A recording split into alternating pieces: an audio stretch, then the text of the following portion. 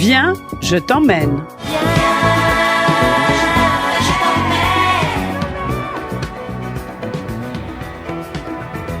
Dominique Friedman, Steve Krief, bonjour, merci d'être avec nous ce matin. Alors j'ai annoncé au début de ce 10-11 que vous alliez nous faire voyager et direction Berlin, on va en savoir plus.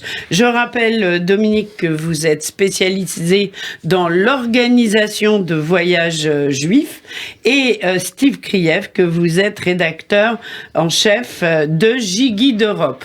Donc bonjour à tous les deux. Bonjour Lise. Alors, Berlin, on va commencer par un peu d'histoire, Dominique. Ben oui, Berlin, c'est une longue promenade dans des quartiers différents qui ont chacun leur originalité. Kreuzberg, l'alternative des années 70, Prenzlauer Berg, l'Eldorado Bobo, Schöneberg, l'ancien quartier bourgeois, et qui aujourd'hui s'inscrit dans le devoir de mémoire, Mitte, animé jour et nuit, Friedrichshain, l'industriel avec ses friches, Neukölln, la multiculturelle. Mais Berlin, c'est avant tout un livre d'histoire à ciel ouvert. Weimar, les Spartakis, Rosa Luxembourg et Karl Liebknecht, le Troisième Reich, la conférence de Wannsee et la solution finale, le mur qui a si longtemps séparé les familles. Alors j'aimerais commencer par une promenade dans le quartier des Granges. Aujourd'hui, le quartier des Granges est connu comme un quartier branché, avec des boutiques, des galeries et des restaurants très tendance. Les célèbres Akeshof, un ensemble d'immeubles très colorés, nous invitent dans 8 cours parfaitement restaurés. C'est un ensemble unique qui mélangeait avant-guerre des ateliers de fabrication, surtout dans le textile, mais également alimentaire, instruments de musique, logements et même une banque. Aujourd'hui, on y trouve des boutiques et des restaurants branché, très branché, justement. Mais le quartier, c'est aussi les traces d'une vie juive de la ville, comme l'endroit de la première synagogue qui fut accordée par un roi prussien, juste à côté d'un mémorial très important qu'on ignore souvent quand on visite Berlin, qui est créé par Ingeborg Unsinger pour nous rappeler la protestation organisée par les femmes contre l'arrestation de leur mari juif en mars 1943. Et dans ce quartier, comme dans d'autres de Berlin, on trébuche souvent sur les pierres d'achoppement de Gunther Demnig, qui nous donne des informations sur les personnes assassinées sur les nazis. Toujours dans ce quartier. Les pierres d'achoppement, c'est les pavés de mémoire. Exactement. Et sur lesquels, qui sont des pavés dorés incrustés dans le trottoir et qui rappellent qu'à cet endroit-là, des Juifs qui ont été déportés habitaient. Exactement, Lise. Alors, pour parler toujours un peu de ce quartier, dans la grosse Hamburger Straße, le premier cimetière juif, le lycée juif et la maison de retraite d'où furent déportés de nombreux Juifs berlinois. La nouvelle synagogue qui est reconnaissable avec ses 2 bulbes dorée, qui fut la plus belle et la plus grande synagogue d'Europe, qui propose aujourd'hui des salles d'exposition qui témoignent de l'histoire et de la vie juive à Berlin. Juste pour parler de la vie juive à Berlin, aujourd'hui, la majorité des Juifs qui vivent en Allemagne viennent de l'ex-Union soviétique. Et puis, l'Est de Berlin, le quartier de Prenzlauer Berg, qui est aujourd'hui un quartier très tendance, qu'on pourrait appeler Bobo, on y trouve la plus grande synagogue d'Allemagne aujourd'hui en fonctionnement, celle de la Rickestrasse, inaugurée en 1904. Elle a été restaurée en 2004 et en 2007, et elle a toujours servi de synagogue. Et tout près, un tout petit cimetière, très intéressant, inauguré en 1828, où sont enterrés entre autres Max Liebermann, Abraham Geiger, Giacomo Meyerbeer. Et puis, on s'éloigne un peu du centre, le grand cimetière juif de Weißensee. C'est une invitation dans un voyage magnifique et émouvant dans le monde des Juifs berlinois et allemands de 1880 à nos jours. Environ 115 000 personnes y sont enterrées. Et je terminerai par cette première découverte, on va dire, de Berlin, par le musée juif conçu par l'architecte américain Daniel Libeskind, imposant, unique et même provoquant. 2000 ans d'histoire juive en Allemagne y sont présentés. Oui. Alors justement, Steve Krief, le musée juif, un incontournable à Berlin. Tout à fait, parce que c'est la preuve vraiment vivante, si j'ose dire, de la volonté de l'Allemagne nouvelle d'assumer la totalité de son héritage et de faire son mea culpa. Parce que Berlin, comme d'autres lieux en Allemagne, ont été à l'origine donc de l'édification et la réédification de synagogues, de centres communautaires, d'écoles, de monuments de souvenirs et également de festivals culturels. Et le musée juif incarne ça très bien. Il a été donc conçu par l'architecte Daniel Libeskind de manière très très originale, vraiment un musée impressionnant à voir. Et là, il a réouvert ses portes en 2020 parce que l'exposition permanente a un peu changé et il y a un grand travail éducatif, d'ateliers, d'accompagnement des jeunes. C'est vraiment très important de voir ça, notamment le lien avec l'avenir. Voilà, il y a le passé, mais aussi comment transmettre toute cette histoire souvent assez lourde. Oui. Et c'est un musée qui qui est magnifique. Juste très vite, je l'avais visité fin décembre il y a quelques années, et ils ont un marché de Hanouka équivalent au marché de Noël. C'est hyper rigolo, et au lieu de, par exemple, les bonhommes de pain d'épices et des étoiles de David en pain d'épices, et tout est comparable, et ils ont fait des équivalences. C'est très amusant à voir, absolument. Voilà. Oui, et en plus c'est un musée ouvert, tout à fait comme vous dites, sur le quartier, et le musée c'est un lieu très ouvert parce qu'il y a une expo actuellement qui était passée hommage, et dans d'autres musées, sur la ruche, ce qu'on appelait à Montparnasse, donc tous ces artistes migrants qui sont arrivés à Paris, ville de liberté, de créativité, et des petits noms comme Chagall, Modigliani, Delaunay, Lipschitz. Ah oui, personne, quoi. Des anonymes, mais on va en faire un peu de promo là, ces petits jeunes, on va les encourager. Voilà. Donc ils sont venus début du siècle dernier, 120 œuvres sont présentées au musée juif de Berlin sur ce Paris magnétique de 1905 à 1940. Alors Berlin et la guerre, Dominique. Alors Berlin, bien sûr, on peut pas aller à Berlin sans parler de cette période triste et terrible du Troisième Reich. Il y a 200 mémoriaux publics ou privés pour nous rappeler cette période, la privation des droits civiques, la persécution et la Shoah. Le plus important et le plus grand, le plus imposant, c'est le Denkmal, le monument dédié aux Juifs assassinés en Europe, qui a été conçu par l'architecte américain Peter Eisenman. Ensuite, je citerai la bibliothèque engloutie sur la Bebelplatz, qui est un des mémoriaux les plus connus. C'est sur ce site qu'a eu lieu l'autodafé des livres le 10 mai 1933, à la demande de Goebbels. Le quartier Schönberg, j'en ai parlé très rapidement tout à l'heure, quartier Bavarois-Schönberg où vivait une importante population bourgeoise avant la guerre, et qui donc illustre à travers 80 panneaux les persécutions subies par les Juifs. Enfin, en s'éloignant un peu du centre, sur la voie 17 de la gare Grunewald, il est question de la responsabilité du chemin de fer allemand et de ses employés dans l'organisation des déportations. Ici, plus de 50 000 Juifs berlinois ont été déportés entre 41 et 45. Et tout proche, la maison de la conférence de Wannsee, où lors d'un déjeuner de travail, les représentants de l'appareil nazi décidèrent la solution finale, l'extermination systématique des Juifs d'Europe. Et le centre d'information et musée Topographie de la Terreur, installé sur l'ancien site de la Gestapo. En matière de mémoire, il n'est pas seulement question des Juifs. Je voudrais citer le mémorial des victimes homosexuelles du nazisme, dans le Tiergarten, juste en face du monument des Juifs assassinés d'Europe, le mémorial des Sinti et Roms, dans le Tiergarten, en face du Reichstag, où près de 500 000 Tziganes ont été exterminés par les nazis, génocide reconnu seulement en 1982 par la RFA. Alors, tout ça est évidemment très important à voir à Berlin. Également, Expo Shoah. Oui, parce qu'il y a donc des expos en Europe. Vous parliez tout à fait, Dominique, de ce fait un peu méconnu des homosexuels qui ont été donc pourchassés, massacrés également pendant la Seconde Guerre mondiale. Le musée de Malines, la caserne d'Aussin, a réalisé une grande expo actuellement sur le sort des homosexuels pendant la Shoah en Belgique, en France, aux Pays-Bas et en Allemagne. Car il faut savoir, par exemple, qu'en Allemagne, pendant la guerre, 100 000 homosexuels ont été fichés, la moitié ont été condamnés et entre 5 et 15 000 ont été déportés.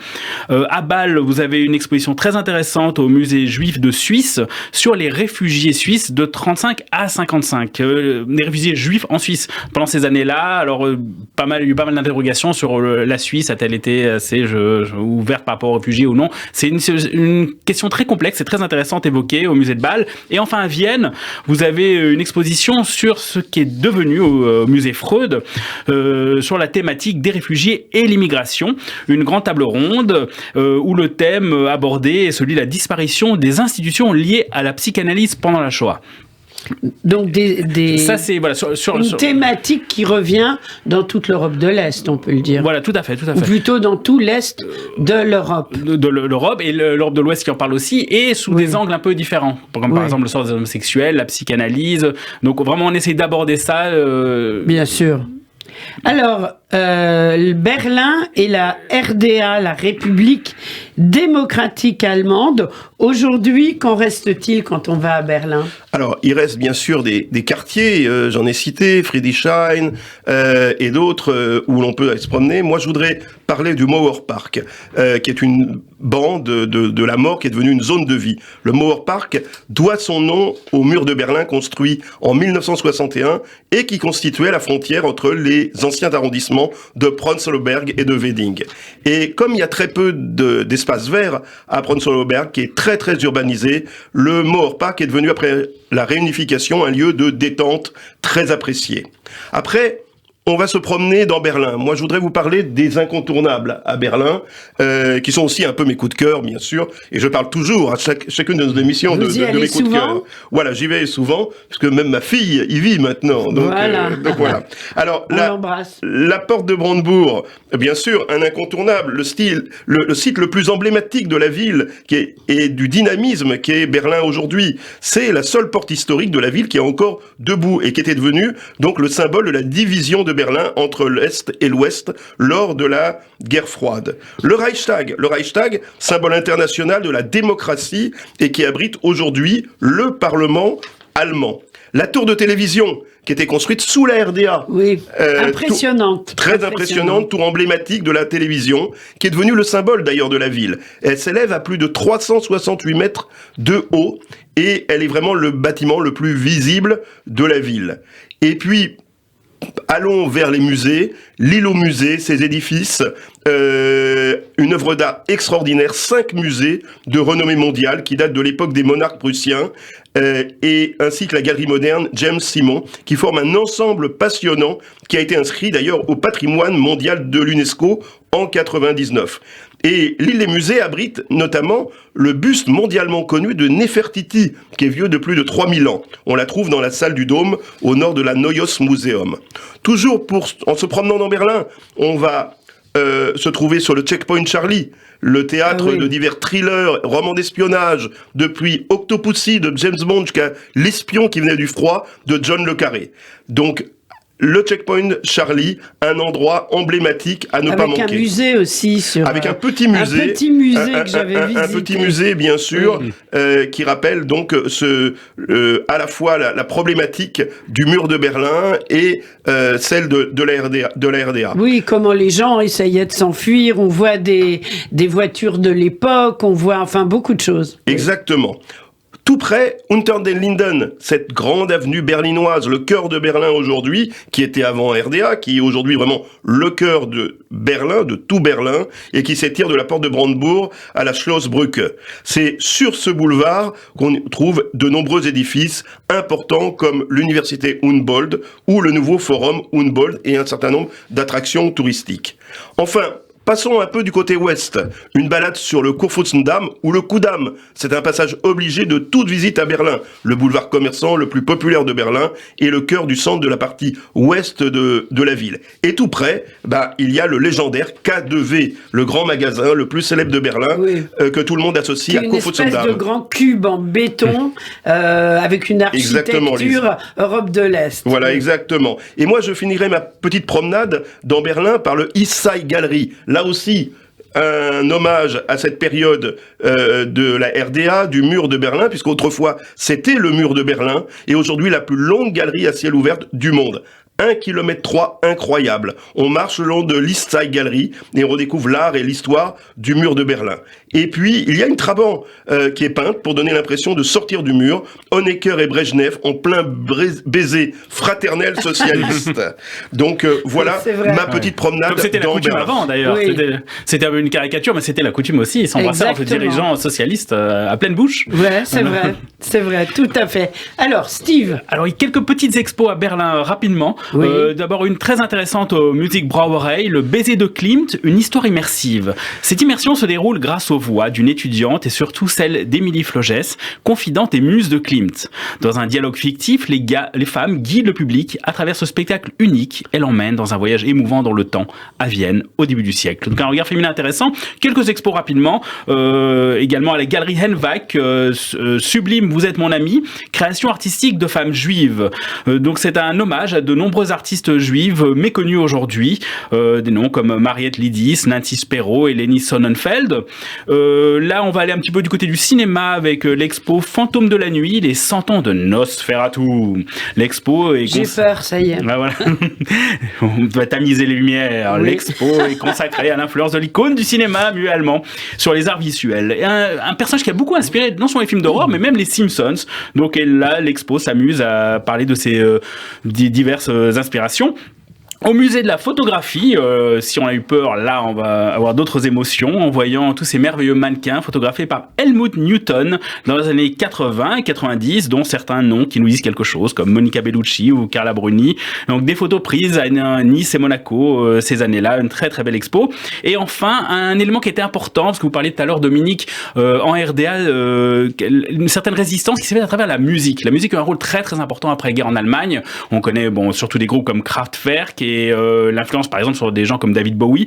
Et là il y a une boutique qui célèbre les 70 ans donc d'enregistrement de divers artistes. Donc il y a un magasin de disques cultes qui se trouve au Hamburger Bahnhof qui a ouvert ses portes en 81 avec la présence notamment de Björk, Yoko Ono, Sonic Youth, John Cage. Donc ça voilà, vraiment plein de choses très intéressantes selon vos goûts, vos envies à voir à Berlin. Alors Berlin, c'est peut-être aussi un endroit où on peut aujourd'hui vivre en juif, manger cachère. Ben oui, et je vais vous parler de quelques coups de cœur que j'ai. Alors, mon grand coup de cœur en cuisine cachère, en restaurant cachère, s'appelle Bobbe. Bobbe, la ce qui veut dire en yiddish. Exactement. Donc Bobbe, c'est un restaurant, un bar à Berlin qui sert une cuisine israélo-méditerranéenne cachère, certifiée cachère, avec un peu d'influence allemande et même européenne. Donc le restaurant a été fondé en 2018, comme on l'a dit, sous le nom de Bobbe, et vise à transmettre un esprit accueillant dans un salon familial. Donc voilà. Et avec un nom comme ça, on est obligé de finir son plat et même d'en redemander, non ? Ah oui, parce que sinon Bobbe va nous tomber dessus si on mange pas assez. Mange mon fils. Et un autre endroit, puisque là on était plutôt dans le côté ouest, qui est un café que moi j'affectionne beaucoup, le café dans le jardin d'hiver de la Literature House. C'est la Literature House est une des plus belles villas de la Feusenstrasse, juste à côté du Kudamm. Et donc, on y trouve un endroit merveilleux, calme, dans des beaux jardins, une librairie également. Et vous pouvez vous installer dans une véranda lumineuse, dans des hautes pièces décorées de stuc, dans un jardin verdoyant ou une petite terrasse. Et puis, quand on passe du côté est, on va dire, qui est aujourd'hui bien sûr le centre de Berlin, deux cafés sympathiques. Un café qui s'appelle le café Bravo. Mais ça, c'est pas cachère, ces cafés-là. Non, c'est pas... Voilà, on peut y prendre une boisson, un bon café, de très bon café, éventuellement de très bonnes pâtisseries véganes, réalisées par une chef pâtissière de renom maintenant, qui vient de Paris, qui n'est autre que ma fille, le café Bravo. On y court. Voilà, pavillon de verre, donc dans un pavillon de verre extraordinaire, installé donc ce café dans le KW Institute for Contemporary Art. Et c'est une ancienne fabrique de margarine où est installé ce café Bravo. Bon. On va peut-être s'arrêter là pour les restaurants. Des événements culturels en Europe, Steve. Oui, voilà, encore trois petites rencontres intéressantes. Tout d'abord à Amsterdam, l'expo Moi Juif, une série de textes couvrant différents styles d'écriture, évoque le thème de l'identité des Juifs chez les auteurs juifs hollandais. Donc, comment cette identité était-elle privée ou publique ? Est-ce qu'elle a évolué ? Comment elle a été perçue par le public ? Donc, plein de thématiques abordées. Alors, à Dublin, terre de George Bernard Shaw et de U2, on parle aussi des séfarades. Donc là, il y a... Super. Bah oui, on peut être étonné. C'est important. Hein. Même à Dublin. Voilà. Même à Dublin, il y a des séfarades. C'est le musée juif d'Irlande. Tout à fait. Donc, il parle de l'attachement aux racines et au patrimoine culturel des séfarades, qui évoque ces questions-là.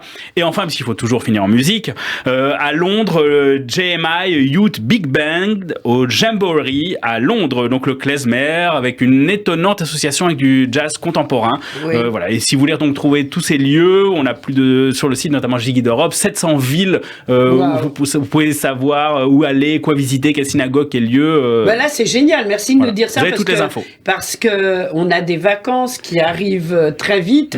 Ça peut être un lieu de villégiature. Alors, si je vous dis Dominique Friedman, Steve Krief, first we take Manhattan. Vous me répondez? Then we take Berlin. Berlin, then we take Berlin. Léonard Cohen, bien sûr. On termine là-dessus. Merci de nous avoir fait voyager et à très vite sur Radio J. Au revoir.